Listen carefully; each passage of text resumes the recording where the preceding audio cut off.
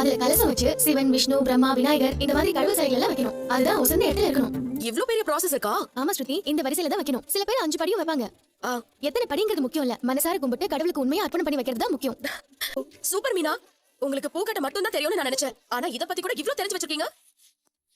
இதெல்லாம் புரியாம ஆண்டி எப்பவும் உங்களுக்கு பூக்கட்ட மட்டும் தான் தெரியும் டிகிரேட் பண்ணி பேசிட்டு இருக்காங்க. ஸ்ருதி, நமக்கு உண்மையா என்ன தெரியுங்கிறது நமக்கு தெரிஞ்சா மட்டும் போதும். மத்தவங்களுக்கு எல்லாம் தெரியணும்னு அவசியம் இல்ல. நம்ம செய்யற வேலை நமக்கு என்ன திறமை இருக்குன்றத காலப்போக்குல சொல்லும். நீ ஏதோ கொலு வைக்க போறாங்களா?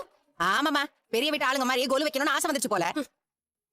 நான் வேண்டான்னு தான் நினைச்சேன். சரி, வீட்டுக்கு ஏதோ நல்லது நடக்கும் தான் ஒத்துக்கிட்டேன். இருந்தா அம்மா சலங்க வேற கட்டி இருந்திருப்பாங்க, உன் தலைமையில எரியில ஆடி இருந்திருப்பாங்க.